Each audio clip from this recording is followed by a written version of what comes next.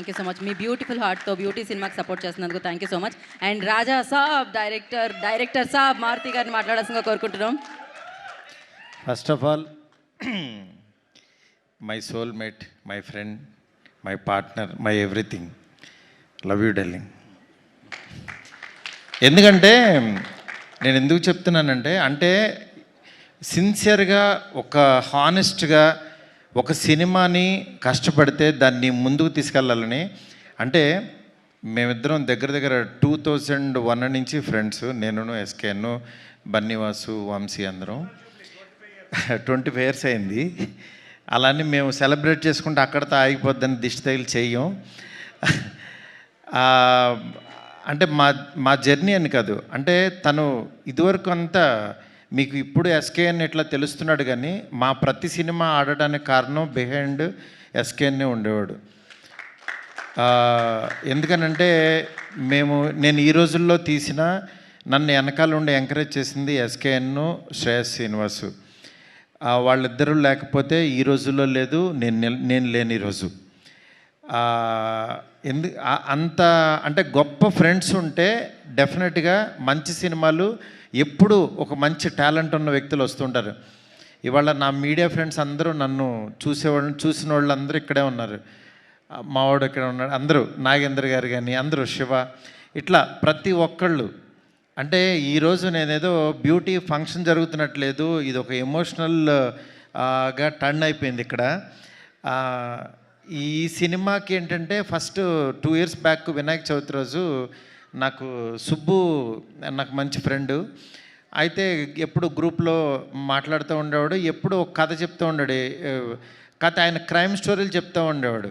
కాబట్టి ఎప్పుడు నాకు చెప్పినప్పుడల్లా మీ దగ్గర ఈ పాయింట్ ఉందంటే ఆ పాయింట్ అల్లండి, ఆ పాయింట్ అయితే కనుక నా దగ్గరికి రండి అనేవాడిని. అదే కథ ఈయన చేసి తీసుకొచ్చాడు. చెప్పిన తర్వాత అదే రోజు అన్న, ఈ సినిమా నేను ఎక్కిస్తున్నా, మీరు వెళ్ళిపోండి అన్న. అసలు సుబ్బుతో సినిమా ఏంటి, సుబ్బు కథ ఎక్కించడం ఏంటని మా గ్రూప్లో ఫ్రెండ్సే చాలామంది యాక్చువల్గా అసలు సుబ్బు కథ చేయడమే రాదని చాలామంది, ఎందుకంటే సుబ్బు అలాంటి కంటెంట్ ఇచ్చేవాడు, అందువల్ల సుబ్బుని ఎవరో నమ్మేవాళ్ళు కాదు. ఎందుకంటే ఆయన మాటలు కానీ ఆయన చేతలు వేరు, ఆయన మనసు వేరు. ఈయన చేతల్లోనేమో ఒక క్యారెక్టర్ ఉండేది, లోపలేమో ఇంకో క్యారెక్టర్ ఉండేది.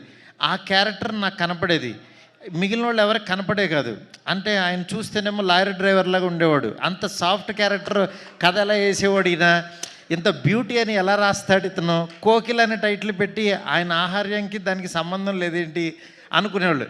నిజంగా అంటే మా ఎస్కే అని చెప్పినట్టు యాక్చువల్గా బుక్ కవర్ చూసి ఈ చెప్పలేమన్నట్టు ఆయన మనసులో నిజంగా చాలా సాఫ్ట్ పర్సనే ఉన్నాడు. వాళ్ళ వైఫ్కిను పిల్లలకి తెలుసు, తర్వాత మేబీ నాకే తెలుసు అనుకుంటున్నాను. అలాంటి ఒక గొప్ప కథని, అంటే ఇద్దరు ఆడపిల్లల తండ్రిగా అతను ఇన్సైడ్ ఆ ఫాదర్ ఫీలింగ్ని ఎగ్జాక్ట్లీ పేపర్ మీద పెట్టి చెప్పాడు. చెప్పిన తర్వాత ఈ కథ ఎక్కాలనంటే అవతలోడు కూడా ఒక ఫాదర్ అయి ఉండాలి, అతను కథ వినేవాడు కూడా. వెంటనే నేను నిమ్మగల ప్రసాద్ గారు, అప్పుడే మేమేదో మాట్లాడుకుంటున్నాం వేరే దాని గురించి, ఆయన దగ్గరికి పంపించా. ఆయన చాలా ఎగ్జైట్ అయిపోయాడు, నిజంగా చాలా అద్భుతంగా ఉంది సినిమా, సూపరు, ఇది సార్ అది సార్ అని చెప్పారు. చెప్పిన తర్వాత మళ్ళీ కూర్చుని యాక్చువల్ నిమ్మగల ప్రసాద్ గారికి నచ్చింది, ఎక్కిస్తున్నామని చెప్పాను. దాని తర్వాత ఒకసారి దీనికి ఏంటంటే చాలా ఇన్సెక్యూరిటీ. ఫస్ట్ అసలు కథ కంటే పక్కనోడు మన గురించి ఏమనుకుంటున్నాడు, డైరెక్షన్ డిపార్ట్మెంట్ నమ్మడు, ఇంకెవరినే నమ్మడు ఆయన. ఇంట్లో వాళ్ళ వైఫ్ కూడా ఏంటి పక్క రూమ్లోకి వెళ్ళింది, ఏం మాట్లాడుతుంది అని ఇట్లా ఎక్కువ పాపం ప్రపంచంలో ఎక్కువ దెబ్బలు తినేసి, లారీ దెబ్బలు తినేసి ఆయనకి ఎక్కువ ఏంటంటే అనుమానం ఎక్కువ. చుట్టుపక్కల జనాలు ఏమనుకుంటున్నారు, కిందకి వెళ్ళినోడు ఏం మాట్లాడుతున్నాడు అని పైనుంచి చూడటం, ఇట్లా ఉంటుంది ఆయన క్యారెక్టర్ అంతా. ఇలాంటి దీంట్లో ఆయన ఏంటంటే మీరు పక్కన వాళ్ళు వదిలేసేయండి సార్, మీరు రండి అని చెప్పి ఆయన కూర్చోబెట్టి, నాకు మ్యూజిక్ సిట్టింగ్లో ఉన్నప్పుడు నేను ప్రసాద్ గారికి కూర్చుని ఈ సినిమాని నేనే ఒక డైరెక్టర్గా ఫీల్ అయిపోయి నేను షార్ట్ టు షార్ట్ మాట్లాడేసి రికార్డ్ చేసుకోండి అని చెప్పేసిన తర్వాత ఆయన మళ్ళీ అబ్బా అద్భుతం గురూజీ సూపర్ అని చెప్పి నా దగ్గర చెప్పి, అలా సముద్ర బొడ్డు దగ్గరికి వెళ్ళి ఆయన కైండ్ ఆఫ్ మేకింగ్ చెప్తాడేంటి, నేను ఒక కథ రాస్తే అని చెప్పి పాపం ఆయన మనసు పంచుకున్నాడు. అది తప్పులేదు, ఎందుకంటే ఆయన నా స్టోరీని ఆయన చెప్తాడేంటండి, నేను ఎలా అనుకుంటున్నాను ఆయన ఏమనుకుంటున్నాడని. ఆ రోజంతా పాపం చాలా డిప్రెషన్లోకి వెళ్ళిపోయాడు ఈయన.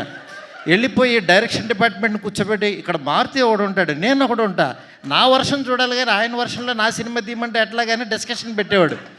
ఇవన్నీ మీటింగ్ అయిపోగానే వాళ్ళు నాకు ఫోన్ చేసి చెప్పేవాళ్ళు, సార్ మీ గురించి ఇలా అంటున్నాడు. ఆయన బాధ నాకు అర్థమైంది. పాపం ఆయన కథ ఎక్కడ నా ఇన్స్పిరేషన్ వల్ల పాడు చేసేస్తానో అని భయం వేసింది.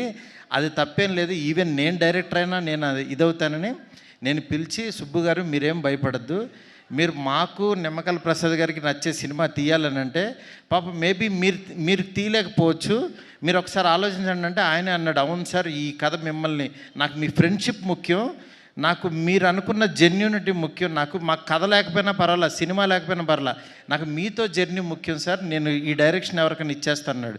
పాపం ఫస్ట్ డైరెక్షన్ కోసం చేసుకున్న కథ దాన్ని యాక్చువల్గా తను ఇచ్చేశాడు. నాకు ఆ రోజు నాకు చాలా, అతనిలో బయటకు మాట్లాడే పర్సను వేరే పర్సన్ ఉన్నా సరే ఇంటర్నల్గా నాకు మారుతి గారు కావాలి అని ఒక మంచి మనస్తత్వం నాకు బాగా అనిపించి సాయికి ఫోన్ చేసి, అప్పుడే సినిమా భలే ఉన్నాడు సినిమా రిలీజ్ అయింది, సినిమా బాగాలేదన్నారు, సాయి డిప్రెషన్లో ఉన్నాడు, ఉంటే 2 రోజుల తర్వాత ఫోన్ చేసి, సాయి నువ్వు అర్జెంటుగా ఆఫీస్కి రా, ఇంకో సినిమా చేయన్నా. తను చాలా ఎగ్జైటెడ్ నిజంగా, ఎందుకంటే నాకు ఎవరన్నా బాధలో ఉన్నారంటే ఫస్ట్ నాకు భయం వేస్తుంది, ఎందుకంటే ఆ ప్లేస్లో నేను ఉండకూడదని కోరుకుంటాను. అలాంటి దాంట్లో నేను ఎవరన్నా ఆనందంలో ఉన్న పబ్లు పార్టీలన్నా నేను 90% వెళ్ళను, ఎందుకంటే ఆల్రెడీ వాళ్ళు హ్యాపీగా ఉన్నారు, నేను వెళ్ళి వాళ్ళని ఏమి పెంచక్కర్లా. కానీ బాధలో ఉన్నవాడికి నాలాంటి వాడి మాట, నేను తట్టే భుజం చాలా హెల్ప్ అవుతుంది. అది యాక్చువల్గా నేను పెరిగిన వాతావరణంలో మా నాన్న అవ్వచ్చు, మా అమ్మ అవ్వచ్చు, మా ఇంట్లో వాళ్ళ పెంపకం నుంచి అది వచ్చింది నాకు. అందుకే నేను చాలా ఇప్పుడు నాకు పెద్ద సాంగ్స్ మేకింగ్లో ఉన్నా, చాలా బిజీగా ఉన్నా. అలాంటి దాంట్లో కూడా విజయ్ గారిని రోజు మాట్లాడుకుంటూ నేను ఫారెన్ వెళ్ళినా, ఆయన ఏంటంటే మంచి సినిమా తీశాడు బార్బరిక్. నేను పాపం ఆ డైరెక్టర్ కూడా చాలా మంచి డైరెక్టరు. 100 సార్లు చెప్పా, గురు ఆ టైటిల్ బార్బరిక్ అంటే అదేదో బార్బిక్యూ లాగా ఉంది, ఎవరికి అర్థం కాదు, నువ్వు ఆలోచించని 100 టైటిల్స్ పంపించా. రోజు ఒక టైటిల్ చెప్తే ఎక్కదేమో అని లోగోస్ రాసి పంపించేవాడిని. పంపించినా సరే ఆయన ఏంటంటే పాపం ఒక ట్రాన్స్లో ఉన్నాడు. ఆయన ఏంటంటే అది ఆ సినిమా గురించి ఆ కథ బార్బరిక్ అనే ఒక దేవుడని ఫీల్ అయ్యాడు. పాపం మనం ఫీల్ అవ్వటం వేరు, ఆడియన్ ఫీల్ అవ్వటం వేరు. ఆడియన్ మనసులో లేని దేవుణ్ణి మనం తీసుకెళ్ళాం. ఇది చెప్పినా సరే నేనేంటంటే యాజ్ ఎ డైరెక్టర్గా ఇంకో డైరెక్టర్ నేను ఫోర్స్ చేయలేనని యాక్చువల్గా నేను అది సర్లే మీరు నమ్మారు కదా వెళ్ళిపోండి అని చెప్పి అన్నాను. అది అలాగే వెళ్ళిపోయింది. చివరికి యాక్చువల్గా ఆయన మంచి సినిమా తీసి చూడలేదని చెప్పుతో కొట్టుకున్నాడు. నాకు చాలా బాధ అనిపించింది. డైరెక్టరు, కళాకారుడు 10 మందిని క్రియేట్ చేసేవాడు అలాంటి పిచ్చి పనులు చేయొద్దు దయచేసి. ఎందుకు చెప్తున్నానంటే ఆడియన్స్ని రప్పించడానికి ఎన్ని పిచ్చి మాటలు మాట్లాడుతున్నారంటే, బూతులు మాట్లాడుతున్నారు, చొక్కా తీసు తిరుగుతాను అంటున్నారు, అసలు సినిమాలే మానేస్తానంటున్నారు. అసలు ఒక సినిమా ఆడకపోతే నువ్వు ఎంత దిగజారిపోతావా, ఎంత దారుణంగా మాట్లాడతారా అంటే, ఈ సినిమా కాదు ఇంకో సినిమా ఆడుతుంది, అంతేగాని సినిమాలు మానేస్తా, నేను రాను, ఎవరిని చూడొద్దు, చొక్కా ఇప్పదీసి తిరుగుతా, బూతులు మాట్లాడతారు. ఏంటి అసలు ఇది? ఏ కల్చర్ ఎటు వెళ్ళిపోతుంది? ప్రతి సినిమాకి చూస్తున్నా, మనం ఏదన్నా కొంచెం కాంట్రవర్సల్గా మాట్లాడితే సినిమా వెళ్తుంది, బూతులు మాట్లాడితే సినిమా చూస్తారు. నేను రాసినన్ని డబుల్ మీనింగ్ డైలాగులు నేను కూర్చుంటే నాకంటే గొప్పగా ఎవడో రాయడు, గుర్తుపెట్టుకోండి. కానీ నేను ఎందుకు రాయట్లేదు? బస్ స్టాప్ అనే సినిమాతో ఆపేశాను నేను. ఎందుకు రాయట్లేదు? డబ్బులు సంపాదించడం నాకు రాదా? నేను బ్యూటీ లాగా 4 రోజులు కూర్చున్నానంటే 100 డైలాగులు ఇస్తాను ఇట్లాంటి సినిమాకి. ఎందుకు తీస్తున్నావు? ఫ్యామిలీస్ రావాలి, మంచి సినిమా, క్వాలిటీ సినిమా ఇవ్వాలి. ఈ రోజుల్లో బస్ స్టాప్లో డబుల్ మీనింగ్లు, బూత్ డైరెక్టర్ అనేవాడు 400 కోట్లతో రాజాసాబ్ తీస్తున్నాడు. వాడి ఎదుగుదల చూడండి, వాడి గ్రాఫ్ చూడండి, వాడి కెరీర్ చూడండి. నేను అది చెప్తున్నా, ఊరికినే డైరెక్టర్లు అయిపోరు. ఊరికే పాన్ ఇండియా స్టార్ వచ్చేసి ఒక ఫ్లాప్ సినిమా తర్వాత పిలిచి ఎదురుగుండా కూర్చోబెట్టి సినిమాలు ఎవరు ఇక్కడ? ఊరికినే సినిమాలు ఇచ్చారు అని అంటే, ప్రభాస్ వాళ్ళ మనసులో నేనున్నా, మేమిద్దరం ఎంత ప్రేమలోనో నాకు తెలుసు. నా మెసేజ్లు చూస్తే ఆయన ఎంత ప్రేమిస్తున్నాడో నాకు తెలుసు. ఇవన్నీ నేను తర్వాత వచ్చినప్పుడు మాట్లాడతా. బట్ యాక్చువల్గా నేను ఎందుకు చెప్తున్నానంటే, ఇదంతా సినిమా ఆడించాలని చాలా ఒక ఫ్రస్ట్రేషన్తో, ఒక స్ట్రెస్తో, ఒక ప్రీ రిలీజుల్లోనో దేంట్లోనో ఇష్టం వచ్చినట్టు మాట్లాడుతున్నారు. అలా కాదు, సినిమాని నమ్మండి, కంటెంట్ నమ్మండి. జనం ఎప్పుడూ మంచి సినిమా తీస్తే చూస్తారు. మనం 1000 రూపాయలు పెట్టి వాళ్ళ జేబుల్లోంచి దోచేస్తున్నాం. వాళ్ళకి మంచి సినిమా ఇవ్వాల్సిన బాధ్యత మందంది. ఆడెవడో రాలేదని తిడతారేంటి అసలు? రాలేదని చెప్పుతో కొట్టుకుంటారా? నాకు చాలా బాధ కలిగింది యాక్చువల్గా. అది అందుకని ఇలాంటి చిల్లర పనులు, చీప్ పనులు చేయొద్దు. ఈ సినిమా కాకపోతే ఇంకో సినిమా. ఒక సినిమా ఫెయిల్యూర్ అయిందంటే ఓహో మేబీ నేను నచ్చలేదు, నా కంటెంట్ నచ్చలేదు అని రియలైజ్ అవ్వండి. రియలైజ్ అయ్యి ఆడియన్కి ఏం కావాలో అది వండి పెట్టడానికి ట్రై చేయండి. అంతేగాని నువ్వు చేసిన వంట ఆని తినమంటారు ఎందుకు? ఫోర్స్డ్గా ఆ పనులు చేయొద్దు దయచేసి. డెఫినెట్గా ఈరోజు బ్యూటీ మీకు ఆకలి టైంలో కూడా ఎక్కువ మాట్లాడాను, ఎందుకంటే ఇది అవసరం. అందుకని చెప్పి నేను మాట్లాడాల్సి వచ్చింది. ఇవాళ బ్యూటీ తన దగ్గర పుట్టింది, సాయితో తయారైంది. నెక్స్ట్ ఇంకొక సాయి వచ్చి యాక్చువల్గా దాన్ని చిత్రీకరించాడు మా తమ్ముడు విజయబుల్గానే. నిజంగా అంటే ఒక అభిమానం ఏదో ఇది ఉంటుంది, అట్లా విజయబుల్గానికి అద్భుతమైన మ్యూజిక్ ఇచ్చాడు. నెక్స్ట్ దీన్ని నడిపించిన వెనక నుంచి నిమ్మకాయల ప్రసాద్ గారు, ఆయన ఒక బ్రదర్ లాగా అయిపోయాడు నాకు, ఒక ఎమోషనల్గా. ఆయన పేరు రాజాసాబ్ రిలీజ్ అయిన తర్వాత నిమ్మకాయల ప్రసాద్ అనే పేరుని ఎవడో మర్చిపోడు, గుర్తుపెట్టుకోండి. ఎందుకనంటే ఆ పేరుకి అంత వాల్యూ తెచ్చేసి ఆ సినిమాలో నేను. అందుకని యాక్చువల్ ఆ పేరు పర్సన్ ఈయనే. సినిమా రిలీజ్ అయిన తర్వాత మీకు అర్థమవుద్ది. అట్లాగే వాసుకి గారు నిజంగా మదర్ క్యారెక్టర్. ఒకరోజు మా కజిన్ ఫోటో తీసి పెట్టింది, ఏంటి గురు ఇలా కొట్టేసింది ఈవిడని. నిజంగా ఆ సీన్లో ఏంటి ఇంత దారుణంగా కొట్టారేంటి అని అనుకున్నాను. కానీ తర్వాత ఆ సీన్ చూస్తే ఏ మదర్ అయినా ఇంకా తక్కువ రియాక్ట్ అవుతుంది, అంత బాగా అసలు యాక్ట్ చేశారు. నిజంగా సినిమా చూస్తుంటే నిన్నెవరో డిస్ట్రిబ్యూటర్స్ సినిమా చూసి వాళ్ళు ఏడుస్తూ వాళ్ళు చాలా ఎమోషనల్ అయిపోయారు డిస్ట్రిబ్యూటర్స్. దానికి కారణం యాక్చువల్గా దీనికి యాక్ట్ చేసిన మదరు, ఫాదర్ క్యారెక్టర్స్ వాసుకి గారు, నరేష్ గారు. నరేష్ గారు రావు రమేష్ గారు కానీ నాకు, అలాగే మురళీ శర్మ గారు, వీళ్ళు నాకు ఎప్పుడు గుండెల్లో ఉంటారు. ఫోన్ చేస్తే టక్కమని వచ్చి చేస్తూ ఉంటారు. అట్లాగా నాకు నరేష్ గారు ఈ సినిమాకి యాక్చువల్ ఫాదర్ క్యారెక్టర్ చేయాలంటే ఆయన సెట్కి వచ్చి మారుతి గారు మీరు చెప్పారంటే చేసేస్తాను, నా గురించి మీకు తెలుసు కదని చేశారు. నిజంగా సినిమా చూస్తే మీకు అర్థమవుద్ది.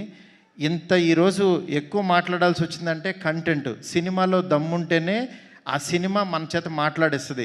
ఒక్కో సినిమా మనం ఏంటంటే వేగ్గా వచ్చి మాట్లాడేసి వెళ్ళిపోతాం, కానీ ఈ సినిమా అలా కాదు. బ్యూటీ అనేది చాలా గొప్ప సినిమా, ప్రతి తెలుగు వాళ్ళకి పనికొచ్చే సినిమా, ప్రతి తల్లిదండ్రులు చూడాల్సిన సినిమా. దీన్ని మాత్రం మీరు నిజంగా మిస్ అవ్వద్దు, డెఫినెట్గా చూడండి. అంటే పెయిడ్ ప్రీమియర్స్ అని పెట్టి ఫ్రీగా సినిమా చూపిస్తున్నాం, 7 కోట్లు పెట్టి సినిమా తీసి ఫ్రీగా చూపిస్తున్నాను అంటే ఈ సినిమా రీచ్ ఎంత కోరుకుంటుందో చూడండి. నిజంగా ఈ సంవత్సరం మన సెప్టెంబర్ అనేది చాలా కీలకమైపోయింది, మంచి ఇయర్. ఒక చిన్న సినిమా ఒళ్ళిర్చుకున్న టైం ఇది. లిటిల్ హార్ట్స్ బాగా ఆడింది. అట్లాగే మా విశ్వప్రసాద్ గారికి ఒక పెద్ద హిట్ వచ్చింది, నా ప్రొడ్యూసరు. చాలా హ్యాపీ మూడ్లో ఉన్నాం. అలాగే 3rd వీక్ రిలీజ్ అయ్యే ఈ సినిమా బ్యూటీ డెఫినెట్గా చూడండి. అలాగే కళ్యాణ్ గారిది ఓజీ వస్తుంది. ఓజీ సినిమా ఎంత బాగుంటుందో నాకు తెలుసు. ఆ సినిమా ఎట్లాగో చూస్తారు. దానికి ముందు వచ్చే ఈ సినిమాని కళ్యాణ్ గారి ఫ్యాన్స్ అందరూ, ప్రభాస్ గారి ఫ్యాన్స్ అందరూ తప్పకుండా బ్యూటీ చూడండి. ఎందుకు చెప్తున్నానంటే మన ఫ్యాన్స్, మన హీరోలు చెప్పిన మాటలతో వచ్చే సినిమాలు, వాళ్ళు ఇన్స్పిరేషన్ ఇచ్చిన సినిమాలు మనం చూడాల్సిన ధర్మం మనకుంది. ఎందుకంటే కళ్యాణ్ గారు ఒక ఆడపిల్లకి ఆడపిల్లల పేరెంట్స్ ఎలా ఉండాలని చెప్తే దాని నుంచి ఇన్స్పిరేషన్ తీసుకుని యాక్చువల్గా అల్లిన కథ కాదు, ఇది రియలిస్టిక్గా జరిగిన కథ. వైజాగ్లో ఒక క్యాబ్ డ్రైవర్ కూతురికి జరిగిన ఒక రియల్ ఇన్సిడెంట్ని తీసుకుని కథగా రూపొందించి చేసిన సినిమా. దయచేసి ఎవరు మిస్ అవ్వద్దు, బ్యూటీ చాలా బాగుంటుంది. బ్యూటీ అద్భుతమైన సినిమా. సెప్టెంబర్ 19th థియేటర్లోకి వస్తుంది, డోంట్ మిస్ ఇట్. ఈ సినిమాని మాకు ఎంకరేజ్ చేసిన ఆదిత్య మ్యూజిక్ కానీ, అట్లాగే జీ వరల్డ్ కానీ, జీ మ్యూజిక్ వాళ్ళు, నెక్స్ట్ జీ టీమ్ అందరికీ కూడా చాలా చాలా థ్యాంక్స్. నా వాల్స్ అండ్ ట్రెండ్స్ వాళ్ళు ఇవన్నీ క్రియేటివ్స్ అన్నీ చేస్తున్నారు. అట్లాగే ప్రమోషన్ యాక్టివిటీస్ చేసిన ప్రతి ఒక్కరికి, ఈ సినిమాని ఎంకరేజ్ చేస్తున్న ప్రతి మీడియా ఫ్రెండ్కి చాలా చాలా thanks. Thank you so much, thank you so much, thank you so much. ఎవరినన్నా మర్చిపోయి ఉంటే దయచేసి క్షమించండి. Thank you so much. Thank you Maruthi గారు, thank you so much. And ఈ స్పీచ్ చాలా ఇన్స్పైరింగ్ స్పీచ్ అసలు. Thank you so much and thank you so much for your support for this film. And entire team అందరికీ all the very best. And once again thank you so much. వేదిక మీద ఉన్న వారందరికీ SKN గారికి special thanks తెలియజేసుకుంటున్నాం. And Maruti గారు special thanks to you. Naresh గారు